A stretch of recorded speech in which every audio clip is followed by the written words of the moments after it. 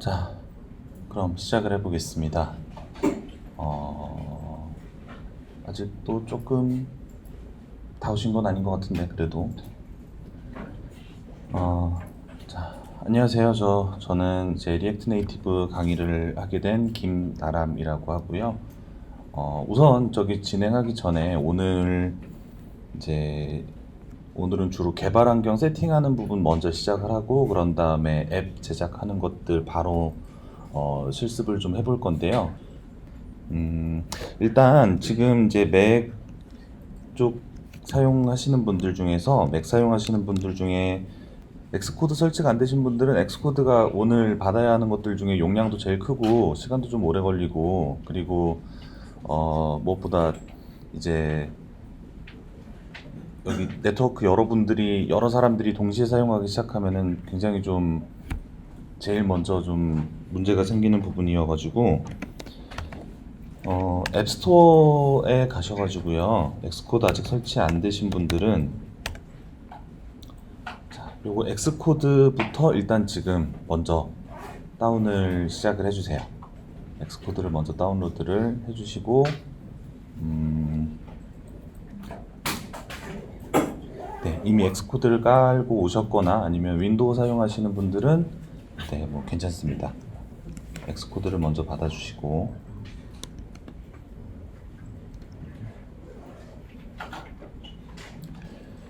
자, 그럼 엑스코드가 받아지는 동안에 우선은 리액트 네이티브 관련해 가지고 간략하게 소개 먼저 진행을 하도록 하겠습니다. 자, 일단은 지금 제가 이제 수업하면서 진행하는 프레젠테이션 자료 그거 외에 작성하는 코드들 뭐 기타 문서 같은 것들은 전부 다 정리해 가지고 기터브 쪽에다가 올려드리고 있습니다. 그래서 기터브 저장소는 이따가 알려드릴 건데요. 그래가지고 지금 여기 진행하는 동안에 화면에 나오는 내용들은 나중에 다운받아서 보세요. 여기 있는 거를 옮겨 적는데 너무 그렇게 공을 안 들이셔도 괜찮습니다. 여기 있는 거를 다 옮겨 적으시는 것보다는 전체적인 흐름이나 맥락 같은 것들을 이해를 하시는 게 실제적으로는 도움이 더 될 거기 때문에 화면에 있는 것들을 너무 옮겨 적으려고 애쓰지는 마세요. 자, 그래서 리액트 네이티브에 대해서 진행을 해보도록 하겠습니다. 자, 리액트 네이티브를 최근에는 그래도 리액트 네이티브를 굳이 이제 구구절절히 뭐 어떤 건지에 대해서 소개를 안 해도 많이들 알고 오시는 경우들도 있고 예전보다는 많이 좋아진 것 같아요. 전에는 뭐 제가 프로젝트 같은 거를 진행을 하더라도 먼저 제안을 하는 게 아니라 리액트 네이티브를 제안을 해야 되는 상황이었으면은 최근에는 아예 이제 딱 집어가지고 리액트 네이티브로 무언가 작업을 해달라 뭐 이런 것들이 많이 오기도 하고 그래도 일단은 저희는 이제 리액트 네이티브를 들어본 적은 있지만 구체적으로는 잘 모르시는 그런 아무튼 그쪽 그런 분들에 좀 더 맞춰가지고 설명이랑을 진행을 해보도록 하겠습니다. 일단 저는 지금 뭐 개발을 하는 그런 개발사에서 일을 하고 있고요. 리액트랑 리액트 네이티브 작업을 최근에는 주로 많이 하고 있어서 그래서 리액트 네이티브 쪽 뭐 강의랑도 진행을 하게 됐습니다. 뭐 저에 대해서 그렇게 궁금하진 않으시겠죠?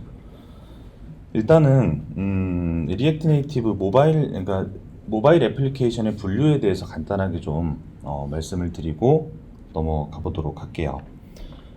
네이티브 애플리케이션이라는 부분이 있습니다. 그 네이티브 애플리케이션 그리고 하이브리드 애플리케이션 뭐 크게 그렇게 두 가지를 가장 많이 들어보셨을 것 같아요. 그래서 네이티브 애플리케이션은 말 그대로 이제 운영체제를 구성하는 그 언어 자체로 만들어진 애플리케이션. 그러니까 안드로이드 같은 경우에는 자바로 만들어진, 최근에는 이제 코틀린으로 만들어진 것도 포함해서 그런 것들을 얘기를 하게 될 거고, iOS는 이제 오브젝티브 C나 아니면은 스위프트를 이용을 해가지고 만든 애플리케이션을 네이티브 애플리케이션이라고 부르게 됩니다. 일단은 뭐 장점이라면은 뭐 아무래도 그 굉장히 높은 성능이 보장이 된다. 그러니까 뭐 네이티브를 쓴다 그래서 무조건 성능이 잘 나온다는 건 아니지만 낼 수 있는 최고치의 성능이 굉장히 이제 아주 높은 성능까지도 기대를 할 수가 있다. 그래서 뭐 굉장히 하드웨어 리소스를 많이 쓰는 그런 것들이 있죠. 뭐 3D 쪽 게임이라든가 뭐 아니면은 뭐 VR, AR 뭐 이런 종류 같은 경우에는 네이티브로 개발하는 쪽이 크게 장점이 있을 겁니다. 근데 이제 뭐 특정 플랫폼만 만드는 게 아니라 좀 범용으로 이제 안드로이드도 출시를 하고 iOS도 출시를 하고 싶다라고 하면은 당연히 이제 각각 언어로 만들어야 되는 뭐 그런 그 개발에 투입되는 리소스 자체가 많아진다라는 그런 단점들을 가지고 있습니다. 그래가지고 이제 그 많이 사용되었던 방법이 하이브리드 애플리케이션입니다. 그래가지고 어 이제 모바일 디바이스에서 웹 브라우저를 안 가지고 있는 디바이스는 없기 때문에 그래서 이제 웹뷰를 이용을 할 수가 있고 그래서 그 웹뷰를 이용을 해서 화면은 웹을 이용해서 보여주고 그런 다음에 이제 그 뭐 내부적인 처리나 그런 것들은 이제 애플리케이션에서 처리를 하는 그런 이제 두 가지가 뷰는 웹뷰를 쓰고 실제 동작부는 이제 네이티브로 돌아가는 그래서 하이브리드라고 부르는 그런 방식의 애플리케이션이 있었습니다. 지금도 많이 만들어지고 있죠.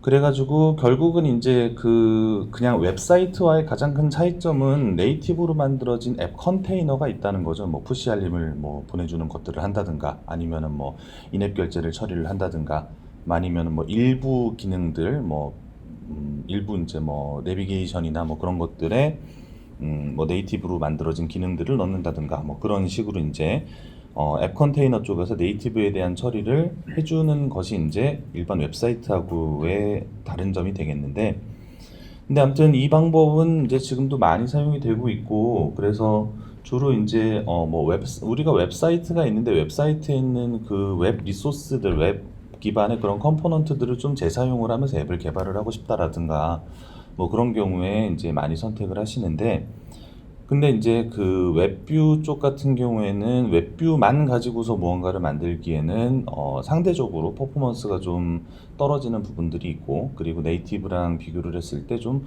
확연하게 차이가 나는 그런 부분들 때문에 그런 이제 물론 이제 최적화를 하면은 굉장히 뭐 비슷한 수준까지는 끌어올릴 수가 있는데 근데 그 최적화를 그 정도 수준으로 끌어올리는 것들도 또 굉장한 리소스가 투입이 되는 거기 때문에 아무튼 그런 부분들이 단점으로 생각을 할 수가 있겠습니다.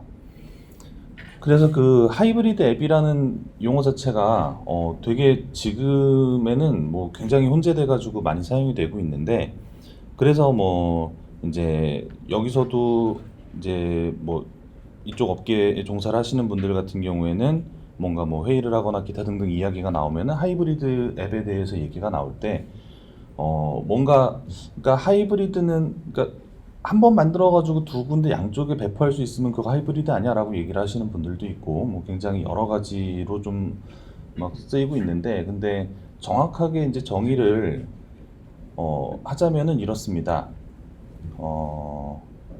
모바일 웹사이트, 좀 더 구체적으로는 모바일 웹뷰라고 해야 될 것 같은데요. 그러니까 화면은 웹뷰를 사용을 하고 이 뷰단은 웹뷰를 사용을 하는데 실제적으로 그거를 이제 네이티브 앱이 감싸고 있는 그러니까 그 두 가지가 같이 있어야 이제 하이브리드라고 이제 얘기를 할 수가 있는 거고요. 뭐 이제 아파치 코도바나 뭐 아이오닉 프레임워크라든가 뭐 그런 것들이 이제 대표적인 하이브리드 프레임워크가 되겠습니다.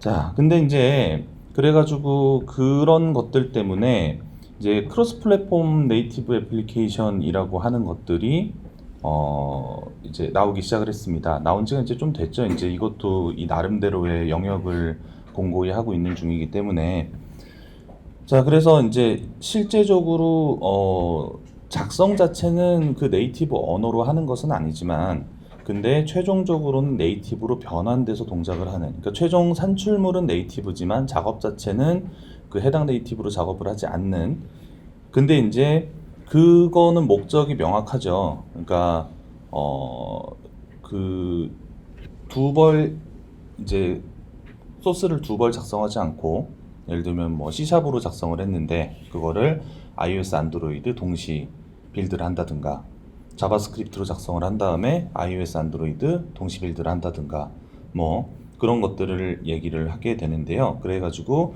크로스 플랫폼이라는 말을 붙이죠. 그래서 크로스 플랫폼으로 작성되는 네이티브 애플리케이션이라는 범위가 있습니다. 그래서 이제 리액트 네이티브와 뭐 유니티, 자마린, 플러터 이런 것들이 대표적인 크로스 플랫폼 네이티브 애플리케이션이라고 할 수 있겠습니다.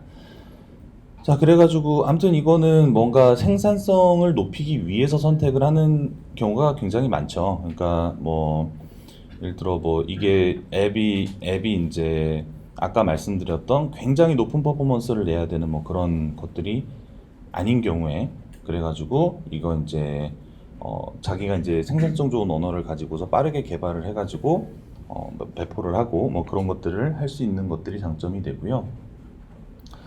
근데 이제 결국은 근데 거의 대부분의 애플리케이션들은 네이티브 기능들이 다 조금씩은 쓰이게 돼 있습니다. 뭐 푸시 알림 같은 것들도 그렇고, 그래서 그런 부분들은 좀 쉽게 연동이 되게끔 돼 있지만, 근데 뭔가 그거 외에 네이티브 모듈을 연동해야 되는 것들이 점점 많아진다. 뭐 그런 경우에는 오히려 네이티브 모듈 작업을 너무 많이 하게 되면은 그냥 각각 따로따로 만드는 게 더 낫지, 그거를 이제 굳이 뭐 특정 플랫폼에 대한 뭐 애정이 넘친다든가 뭐 그런 이유로 굳이 선택을 하실 필요는 없는 그런 경우들도 생기게 됩니다. 근데 이제 아무튼 이 부분은 뭐 그러니까 저희가 일을 하면서도 뭐 숱하게 많이 이제 겪는 질문들과 뭐 이제 이거 관련해 가지고 뭐 정확하게 이게 뭐 분류가 어느 쪽으로 되는 거야 뭐 그런 질문들을 평소에도 많이 받게 되는데, 근데 그거는 서구권 개발자들도 어차피 똑같은가 봐요. 그래서 검색을 해보면은 아예 질문 답변 사이트에 이게 이제 대표 질문 그리고 대표 답변으로 올라와 있는 것 중에 이런 질문도 올라와 있어요. 이걸로 구글링 해보시면은 아예 위에 카드로 이렇게 뜨는 게 나올 거예요. 그래가지고 리액트 네이티브는 네이티브냐 하이브리드냐 라는 거에 대한 질문이 있습니다. 굉장히 많이 올라오는 것 같아요. 근데 거기에 대해서 답변은 네이티브도 하이브리드도 아니다. 그러니까 이게 이제 지금은 이제 크로스 플랫폼 네이티브라는 용어가 뭐 완전히 정착된 건 아니지만 이제 그런 식으로 부르는 영역들이 이제 생기고 있는데, 근데 그 이전에는 앱의 분류가 네이티브, 하이브리드 이렇게 두 가지 있을 때 뭐 그 질문이 제일 많이 나왔었고 아직까지도 많이 나오고 있지만, 아무튼 그러니까 네이티브, 하이브리드 그 두 가지 분류로만 나누자면 어느 쪽에도 들어가지 않지만, 아무튼 최종적으로 나오는 산출물은 실제적인 모바일 앱, 네이티브로 동작하는 그런 모바일 앱이다라는 그런 답변이 올라와 있습니다. 그래서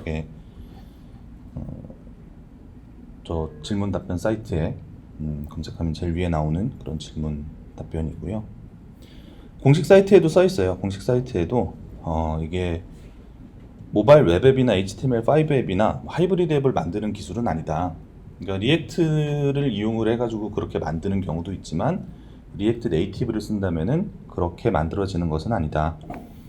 근데 이제 오브젝티브 C나 아니면은 자바를 이용해서 만든 거하고 구별할 수 없는 그런 실제적인 그런 모바일 앱을 만들 수 있는 그런 기술이다라고 이제 공식 사이트에는 나와 있습니다. 공식 사이트에도 아무튼 리액트 네이티브 공식 사이트 가보시면은 첫 페이지 이렇게 스크롤 좀 내려보시면은 중간쯤에 그게 내용이 있어요.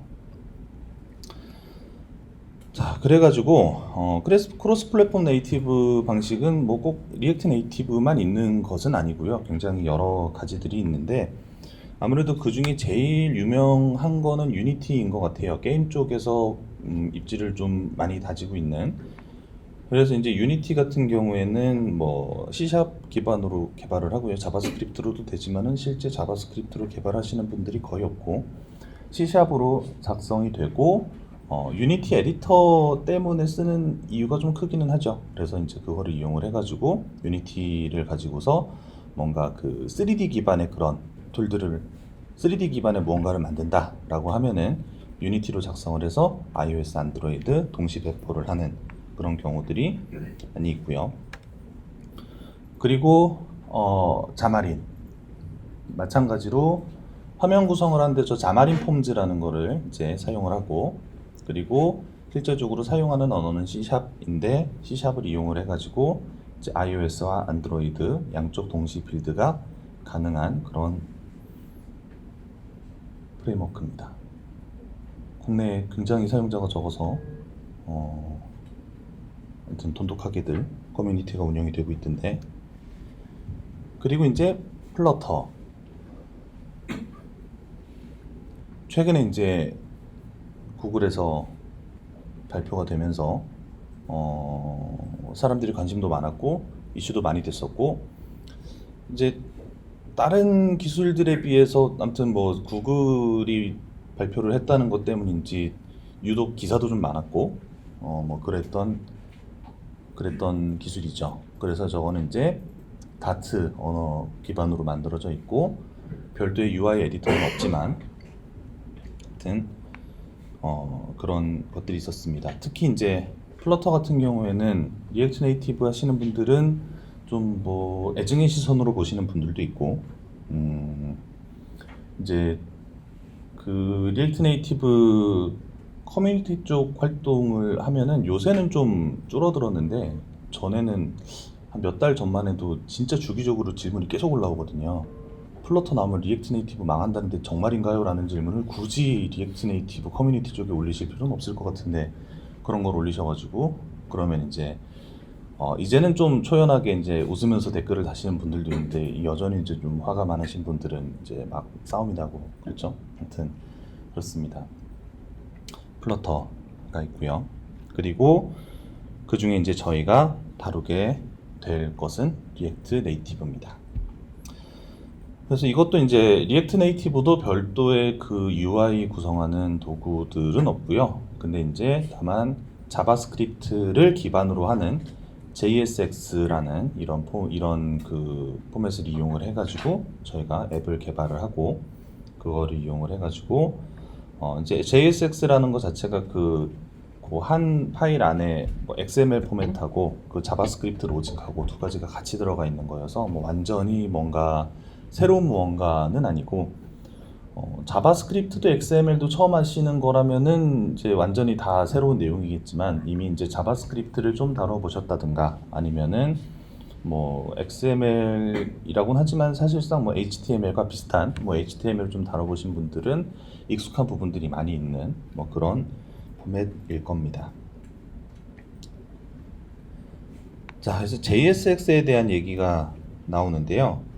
JSX는 이제 자바스크립트하고 XML하고 같이 사용이 됐다라고 해가지고 JSX라고 불리고, 그리고 이제 지금 작성하는 것들은 전부 ECMA 스크립트 6 표준의 그런 자바스크립트를 사용을 해가지고 작성을 하게 됩니다. 그래가지고 자바스크립트를 해본 적은 있는데 내가 좀 예전 자바스크립트만 해봤다, ES6는 내가 잘 모르는데 라고 생각을 하시는 분들한테는 몇몇 가지 새로운 요소들이 있을 거예요. 근데 아무튼 뭐 그 표준이라는 거는 대부분 신규 표준이 나왔을 때 기존 내용들을 이제 포함하는 형태로 만들어지기 때문에 뭐 완전히 막 낯설고 새로운 것들이 나오진 않을 거고요. 그리고 이제 그 JSX 안에 스타일 시트 같은 것들을 포함을 하고 뭐 그런 여러 가지 이제 그 뷰가 있고 로직이 있으면 거기에 디자인이 스타일이 입혀져야 되니까 그런 것들이 이제 파일 안에 포함이 되게 됩니다.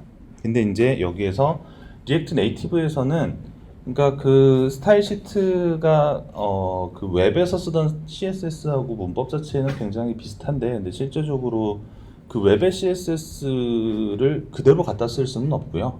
그대로 가져다가 쓸 수는 없고 뭐 스타일링에 대한 부분들은 저희가 따로 파트를 할당을 해가지고 진행을 따로 할 겁니다. 대략 이런 식으로 만들어져 이런 식으로 생겼습니다.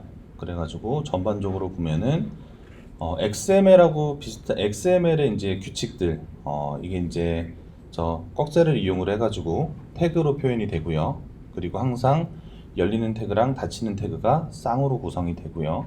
그런 다음에 그 안에 어트리뷰트라고 하는, 리액트에서는 프롭스라고 부릅니다만 어트리뷰트라고 하는 저 스타일, 타이틀, 저 옆에 온프레스 뭐 이런 식으로 이제 앞에 이름 이퀄 뒤에 값, 이런 이제 이름하고 값 쌍으로 만들어져 있는 이런 어트리뷰트 같은 것들도 기본적으로는 XML 혹은 HTML에 있는 그런 구조들입니다. 그리고 이제 그 열리고 닫히는 태그 안쪽에 내용이 들어가는 거, 그리고 이제 태그가 있으면은 태그 안쪽에, 그래서 지금 뷰 아래 텍스트 버튼 해가지고 있는데, 이런 구조로 돼 있을 때 뷰를 이제 부모 노드라고 부르고 그 안에 있는 텍스트 버튼 이런 것들을 이제 자식 노드, 차일드 노드라고 부르고, 뭐 이런 그 구조나 그런 개념들은 XML이 있는 것들과 굉장히 유사하고요. 근데 이제 약간 다른 내용들 같은 것들이 있다면은, 원래 HTML에서의 그 어트리뷰트는 값이 항상 쿼트로 싸져서 들어가죠. 싱글 쿼트든 더블 쿼트든, 권장은 더블 쿼트고, 그래가지고 그 안에 이제 더블 쿼트 해가지고 값이 들어가게 되는데, JSX에서도 그렇게 넣을 수도 있기는 있는데요. 근데 이제 여기 보시면은 그거 대신에 중괄호 이용해가지고 표현하는 것들, 이런 것들이 이제 조금 다른 것들, 뭐 그냥 XML 그 자체하고는 조금 다른 부분들이 되겠고요. 그리고 저 버튼 옆에 보면은 온프레스 해가지고 그 안쪽에 이제 들어간 것들, 저게 이제 알고 계신 분들한테는 익숙하고, 저게 ES6를 처음 접하시는 분들한테는 제일 생소하게 다가올 것 같은데, 화살표 함수라는 게 많이 사용이 됩니다. 그래서 화살표 함수 뭐 이런 것들이 사용이 될 수 있다. 그래서 XML 형태인데 약간 다른 점들이 있고 ES6가 같이 사용이 되고, 이런 게 이제 JSX의 예시 샘플이라고 볼 수 있겠습니다. 이런 식으로 사용이 됩니다. 방금 작성했던 내용을 실제 앱으로 옮기게 되면 이런 식으로 나오게 됩니다. 그러니까 이게 이제 그 HTML로 작성이 되지는 않는다라는 그런 점인데요. 지금 보시면은 여기에 전체 이제 그 감싸고 있는 뷰 외에 실제 자식 노드 4개를 보면은 텍스트 3개하고 버튼 이렇게 있는데, 그 텍스트 3개하고 버튼들이 각각 실제적으로는 저런 식으로 안드로이드 뷰에서는 렌더링이 되게 됩니다. 실제 이 코드를 작성을 하면은 저 모양대로 코드가 화면이 나오게 돼요. 그런 다음에 이게 이제 똑같은 코드인데, 이게 이제 안드로이드 쪽으로 앱이 생성이 됐을 때는 저런 모양으로 나오게 되고요. iOS에서 iOS용으로 생성이 된 앱은 이런 형태로 나오게 됩니다. 그래가지고 자, 텍스트 같은 경우에는 사실 거의 대동소이한데 약간 차이가 있기는 있죠. 왜냐면은 안드로이드는 안드로이드 내장 폰트를 사용을 하고 iOS는 iOS 내장 폰트를 사용을 하니까 그 시스템 폰트, 그리고 시스템 폰트들이 약간씩 미묘하게 기본 설정들이 좀 다릅니다. 뭐 이렇게 뭐 미묘하게 이제 글씨들 뭐 크기라든가 뭐 행간이라든가 뭐 그런 조금씩 차이가 나는 부분들이 있는데, 아무튼 대동소이하게 저런 식으로 되고, 가장 차이가 많이 나는 건 아래에 있는 버튼이죠. 저게 이제 그 iOS 최신에서 기본 버튼 UI잖아요. 그래가지고 저게 이제 앱에 적용된 것들은 많이 보이지는 않지만, 주로 애플 공식 앱들은 이제 버튼이 저런 형태로 버튼이 되어 있는 것들이 되게 많이 있죠. 그래서 이 코드를 이제 변환을 하게 되면은 iOS에서는 저런 형태의 뷰로 나오게 됩니다. 아무튼 저희는 한 번에 코드를 작성을 하고서 양쪽에 있는 그 네이티브 컴포넌트들을 이용을 해서 저런 식으로 보이게끔 앱을 만들어 줄 수가 있고요. 자, 그래서 결국은 리액트 같은 경우에는 이렇습니다. 리액트 같은 경우에는 여기 그 우리가 JSX를 만들게 되면은 최종적으로는 HTML을 생성을 해주고 리액트는 그 중간에 있는 과정들을 중간에 있는 그 변환하고 그리고 이제 그거를 좀 빠르게 렌더링을 갱신해주고 그 중간 역할을 이제 리액트가 하게 되는데 리액트 네이티브도 비슷하게 작성은 우리가 JSX로 하고 그런 다음에 최종적으로는 안드로이드랑 iOS 각각의 플랫폼에 맞는 그런 뷰가 생성이 되는데 리액트 네이티브가 그 중간에서 JSX로 만들어진 코드를 각각의 네이티브 뷰로 변환하는 역할을 리액트 네이티브가 해주게 됩니다.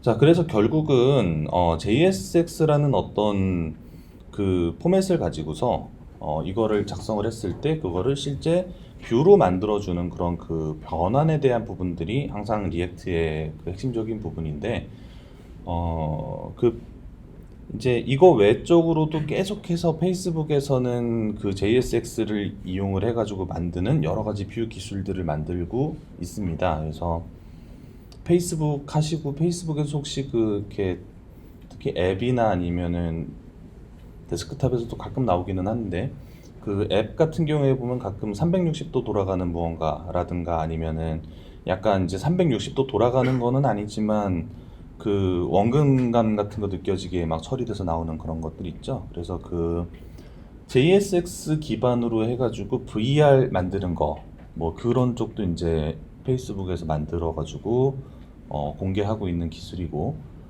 그 왜 전에 페이스북이 그 오큘러스 이제 인수했을 때 그 이제 페이스북이 왜 VR 회사를 굳이 샀을까라고 했는데 아무튼 뭐 이런 기술들을 만들고 뭐 하려고 그랬습니다. 그래가지고 아무튼 리액트도 그렇고 리액트 네이티브도 그렇고 그리고 그 이후에 이제 지금 이제 나오는 추가적인 어떤 기술들도 다 JSX로 뭔가 포맷을 만들고 소스를 만들고 나면은 그걸 이제 뷰로 변환하는 그런 기술들을 다 리액트라는 그런 이름으로 출시를 할 것 같습니다.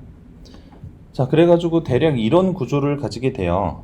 그래서 그 이제 실제적으로 앱이 동작을 하게 되면은 우리가 눈으로 보는 거는 이 뷰 쪽이지만은 이제 눈으로 보이는 뷰 쪽 말고 뒤에 데이터 로직이 돌아가는 부분들을 우리가 작성을 해야 되는데 근데 이제 작성을 하게 되면은 뷰는 네이티브로 돌아가는데 근데 그러니까 우리가 데이터 로직이 돌아가고 있는 그 코드 자체는 자바스크립트로 그대로 동작을 해요. 그러니까 이 데이터 로직하는 부분까지도 그러면 오브젝티브 C랑 내지는 자바로 다 그러면 변환이 돼서 들어가는 것이냐라고 하면은 그렇지는 않고요.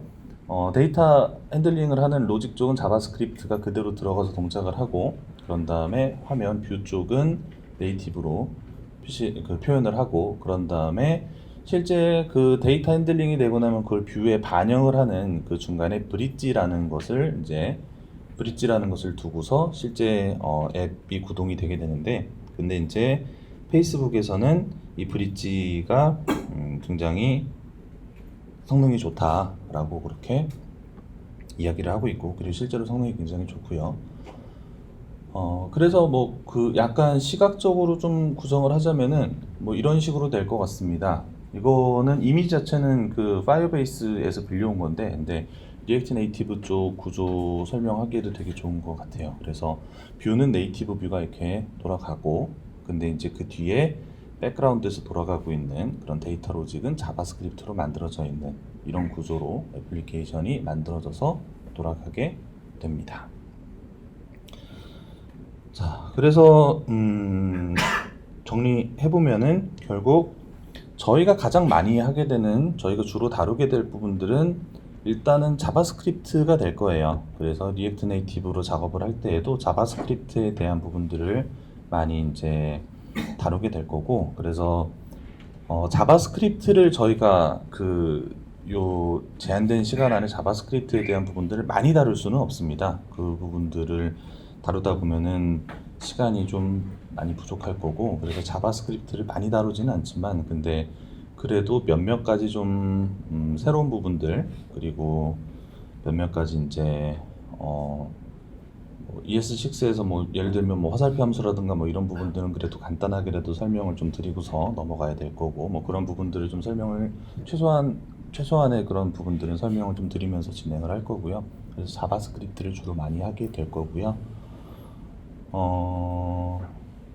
그렇습니다. 그 JSX에서 이제 리액트 네이티브에만 있는 몇 가지 좀 특이한 점들, 뭐 네이티브용 컴포넌트들을 뭐 사용을 해야 된다든가, 뭐 스타일링을 사용을 한다든가, 뭐 스타일링에 대한 뭐 그런 룰이라든가 뭐 그런 것들은 저희가 별도로 또 섹션을 할당을 해가지고 그 부분들은 진행을 하게 될 겁니다. 자, 그래서 이제 저희 이제 한 오전 시간 정도에는 우선 개발 환경 같이 세팅을 하고서 구성을 하는 내용들을 좀 진행을 하고요. 그런 다음에 가급적이면 오전에 세팅을 다 끝을 내고 오후에는 바로 실제 코드를 작성하고 앱에서 구동을 시켜보고 뭐 그런 것들을 하려고 하는데, 네, 그렇게 될지는 해봐야 하는 겁니다.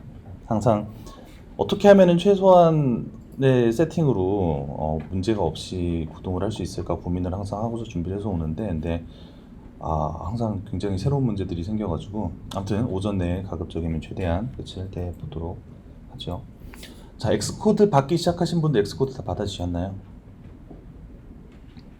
맥 세팅은 엑스코드가 설치가 안 되면은 한참 기다리셔야 될 텐데.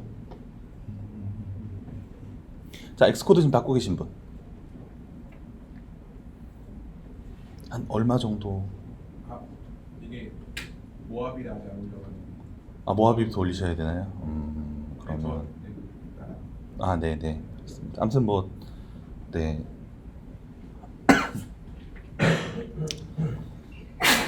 자, 그러면 일단 저희가 지금 세팅을 하기 시작을 하면 중간에 끊기가 좀 어렵거든요. 그래서 저희가 한 5분만 좀 쉬는 시간을 미리 가지고 50분에 바로 세팅하는 거 시작해 보도록 하겠습니다.